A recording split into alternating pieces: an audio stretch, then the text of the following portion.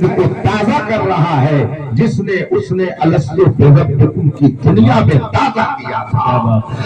عید میلاد منا کر کے وہ گویا اپنے پیغمبر سے ہر سال اپنی محبت کے اظہار کا رینیول کراتا ہے، اور وہ یہ عرض کرنا چاہتا ہے یا رسول اللہ ہم مردہ نہیں ہیں، آپ کے کرم سے ہمیں زندگی ملی ہوئی ہے، رات کا یہ موسم، آرام کا یہ وقت، مگر آپ کا گرمی سہتے ہوئے آپ بیٹھنا یہ اس بات کی علامت ہے کہ ہماری صبح زندہ ہے، ہماری شام زندہ ہے، ہمارے دل کی تختوں پر نبی کا نام ہے۔ سبحان اللہ سبحان اللہ، بے شک عقیدہ توحید آپ اس پر مضبوطی سے قائم رہیے۔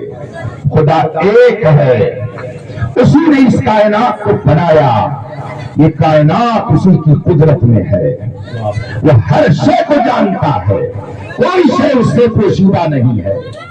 ہمارے علماء اپنے خطابات میں، اپنی تقریروں میں، اپنے خطبات میں فرماتے ہیں وحدہ لا شریک لہ ولا سہیم لہ لا نظیر لہ ولا وزیر لہ لا ضد لہ ولا ند لہ لا شبیہ لہ ولا مشابہ لہ لا مثیل لہ ولا مماثل لہ۔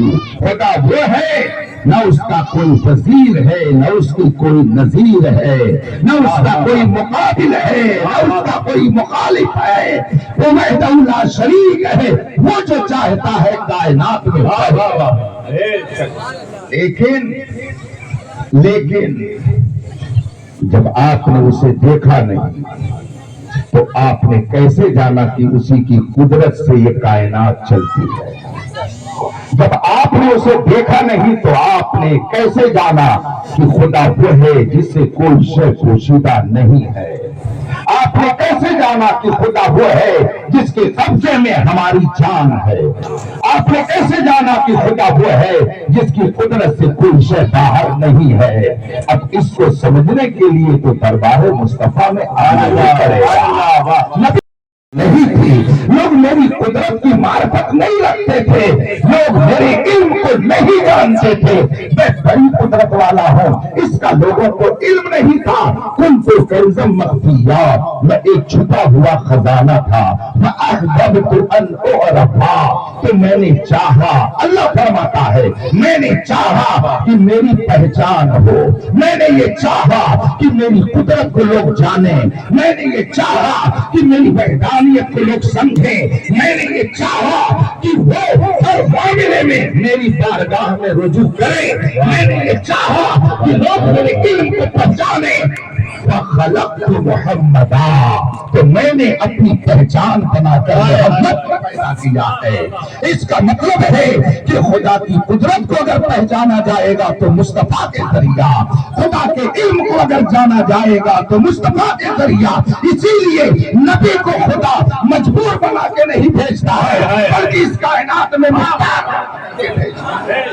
نعرہ تکبیر، نعرہ رسالت، جشن عید میلاد النبی، آپ اس بات کو سمجھیے، خدا کی قدرت کو پہچاننے کے لیے نبی کی قدرت کو پہچاننا پڑے گا، اس لیے کہ خدا نے اپنی پہچان جب محمد عربی کو بنا کر کے بھیجا تو اب نبی یہ بتائے گا کہ خدا بڑی قدرت والا ہے، تو کیسے بتائے گا؟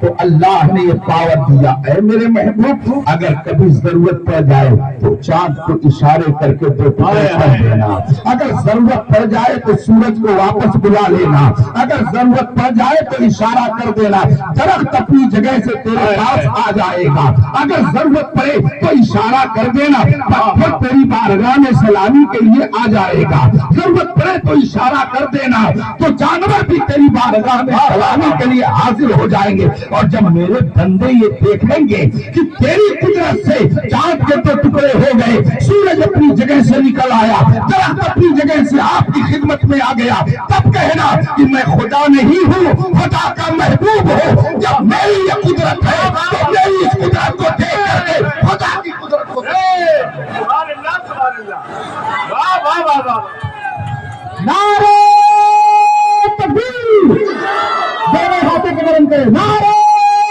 تکبیر، نعرہ رسالت۔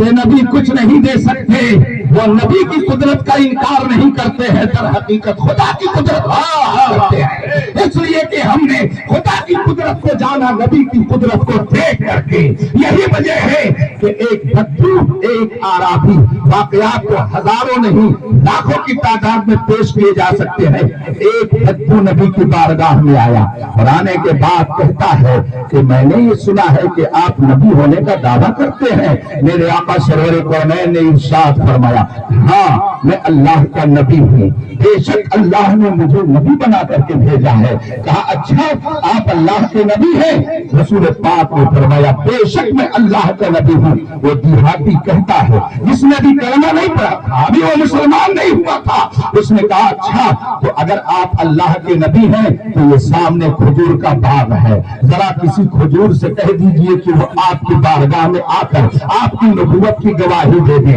گویا کافر بھی یہ جانتا تھا کہ جو نبی ہوتا ہے وہ مجبور نہیں ہوتا ہے بلکہ مجبور ہوتا ہے۔ ارے ظالم، تو نے نبی کا کلمہ پڑھا اور نبی کو مجبور مان لیا، تو نے نبی کا کلمہ حقیقت میں پڑھا ہی نہیں۔ اگر نبی کا کلمہ پڑھتا تو نبی کو مجبور نہیں مانتا۔ ایک کافر یہ سمجھتا ہے کہ نبی مجبور نہیں ہوتا ہے بلکہ مختار۔ اسی لیے تو ہم بریلی کو دل سے چاہتے ہیں، اسی لیے تو ہمیں عقیدہ دیا نبی مختار کل ہے، جس کو جو چاہے عطا کر دے، سبھی کو آزما کر دے، سریا کو سرا کر دے۔ سبحان اللہ سبحان اللہ زندہ باد زندہ باد۔ اس بندے نے جب یہ کہا تو میرے آقا نے نہیں فرمایا میں کچھ نہیں کر سکتا ہوں، میرے ہاتھ میں کچھ نہیں ہے۔ کیا ایسا ہو سکتا ہے کہ میں درخت سے کہوں تو میری جگہ میرے پاس آ جائے؟ کیسی بات تم مجھ سے کر رہے ہو، کیسا مطالبہ تم مجھ سے کر رہے ہو؟ نبی نے یہ نہیں فرمایا بلکہ ارشاد فرماتے ہیں کہ جاؤ، تم ہی جاؤ، تم ہی جاؤ۔ نبی اگر کافر کو کہہ دے جاؤ تو گویا درخت یہ سمجھ جا رہا ہے کہ کافر تو آ رہا ہے مگر نبی کا پیغام لے کے آ رہا ہے، مگر نبی کا پیغام لے کر کے آ رہا ہے۔ اب ایک کافر کو بھی اگر مصطفیٰ اپنا کسی معاملے میں نمائندہ بنا کر کے بھیج دے تو اب اس درخت کی اور کھجور کی حالت کیا ہوئی؟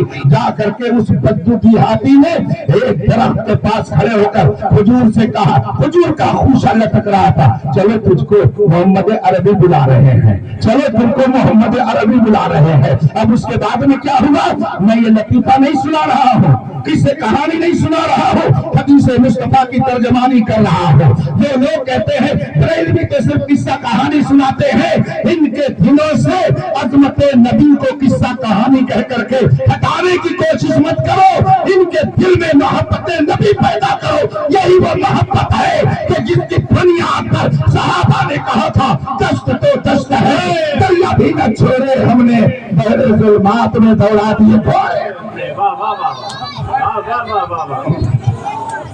کیا کہنے حضرت زندہ باد زندہ باد سبحان اللہ سبحان اللہ سبحان اللہ۔ اس بدو نے، اس دیہاتی نے جا کر کے کھجور کے خوشے سے کہا چلو تجھ کو محمد عربی بلا رہے ہیں۔ اللہ اللہ اللہ۔ میرے نبی نہیں گئے، نبی کی طرف سے وہ بدو دیہاتی گیا جس نے اپنے نبی کا، جس نے ہمارے نبی کا بھی کلمہ نہیں پڑھا تھا، جا کر کے کھجور کے خوشے سے کہتا ہے چلو تجھ کو نبی بلا رہے ہیں، محمد عربی بلا رہے ہیں۔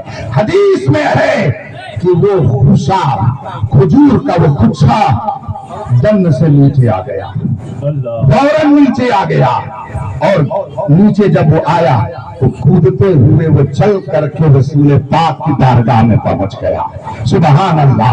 اور اللہ نے اسے گویائی عطا کی تو اس نے پہنچ کر کے کہا اشہد ان لا الہ الا اللہ واشہد ان محمدا عبدہ ورسولہ۔ جو ہی اس کی ہاتھی بدو نے کھجور کی یہ حالت دیکھی، نبی کی اس قدرت کو دیکھ کر کے وہ سمجھ گیا کہ یقیناً اللہ کا نبی ہے۔ اس نے کہا اشہد ان لا الہ الا اللہ واشہد ان محمدا عبدہ۔ سبحان اللہ۔ اس کا مطلب ہے کہ نبی کی قدرت کو دیکھ کر کے اس نے کلمہ پڑھا، نبی کی طاقت کو دیکھ کر کے اس نے سمجھا کہ بلا شبہ یہ خدا کی طرف سے نمائندہ بنا کر کے بھیجے گئے. اسی لیے تو اعلیٰ حضرت نے فرمایا بخدا خدا کا یہی ہے در. جو لوگ کہتے ہیں خدا کو مانو اس کے علاوہ کسی کو نہ مانو. تو ہم جب آپ کے کہنے کے مطابق عمل کرنے لگیں گے تو اس میں آپ بھی داخل ہو جائیں گے کہ خدا کے علاوہ کسی کو نہ مانو. تو جو یہ کہہ رہا ہے وہ بھی خدا نہیں ہے, خدا کے علاوہ ہے, لہذا اس کی بھی مت مانو, اس کی بھی مت مانو. اس لیے کہ خدا کے علاوہ جب کسی کی نہ مانو تو تم خدا نہیں ہو, خدا کے علاوہ ہو. ہم نے تمہارا کلمہ نہیں پڑھا ہے, خدا اور خدا کے رسول کا کلمہ پڑھا ہے. تم کون ہوتے ہو بیچ میں اس طرح کی باتیں کرنے والے؟ ہم تو بخاری شریف میں اپنے نبی کی عظمت کے جلوے یوں دیکھتے ہیں. رسول پاک فرماتے ہیں دیتا تو خدا ہے مگر بانٹتا میں ہی ہوں. سبحان اللہ سبحان اللہ. انما انا قاسم واللہ المعطی. دیتا خدا ہے مگر بانٹتا تو کیا خدا دیتا ہے؟ کوئی ہے جو یہ کہہ دے کہ یہ خدا دیتا ہے, یہ خدا نہیں دیتا ہے. ابھی میں نے عرض کی سب خدا دیتا ہے. کائنات میں جو کچھ بھی جس کو ملتا ہے خدا سے ملتا ہے. اللہ کے رسول فرماتے ہیں بانٹتا میں ہوں دیتا خدا ہے. اس کا مطلب ہے کہ سب خدا دیتا ہے. یہ ہمارا عقیدہ ہے, مگر اسی کے ساتھ ساتھ یہ بھی کہنا پڑے گا جب سب خدا دیتا ہے اور حضور فرماتے ہیں میں بانٹتا ہوں تو یہ کہیے کہ سب خدا دیتا ہے اور سب مصطفیٰ بانٹتے ہیں. ایمان خدا دیتا ہے مگر ایمان مصطفیٰ بانٹتے ہیں. اسی لیے اگر کوئی نبی کے در سے ہٹ کر کے ایمان لینا چاہے اور چاہے کہ میں مومن ہو جاؤں اور سب کچھ ہو سکتا ہے مگر وہ کبھی صاحب ایمان نہیں ہو. واہ واہ واہ. کون ہے جو چند لوگوں کو چھوڑ کر کے خدا کو ماننے کا دعویٰ نہیں کرتا ہے؟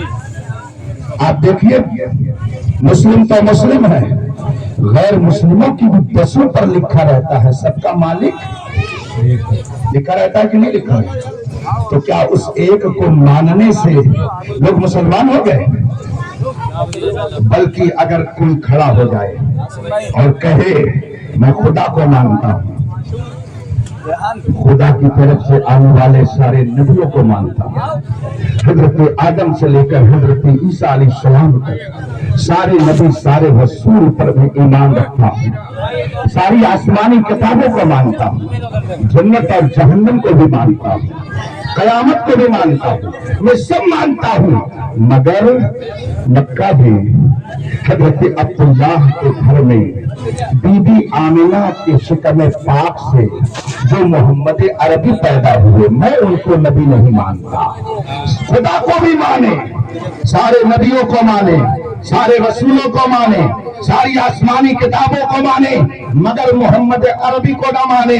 صرف یہی نہیں, دنیا کے کسی دارالفتہ میں چلے جائیے, کسی عالم کے پاس چلے جائیے, کسی مفتی کے پاس چلے جائیے اور اس سے مسئلہ پوچھیے کہ حضرت ایک شخص کہتا ہے میں خدا کو بھی مانتا ہوں, خدا کے سارے رسولوں کو مانتا ہوں, ساری آسمانی کتابوں کو مانتا ہوں, جنت و جہنم کو مانتا ہوں, قیامت کو بھی مانتا ہوں, مگر میں محمد عربی کو نہیں مانتا. بتائیے ایسا شخص مومن ہے کہ نہیں ہے؟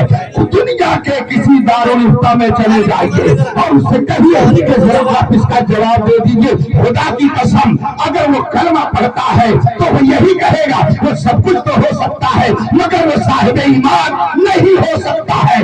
اسی لیے تو اعلیٰ حضرت فرماتے ہیں لا رب العرش, جس کو جو ملا واہ واہ, جس کو جو ملا ان سے ملا, بچی ہے کونین میں نعمت رسول اللہ کی.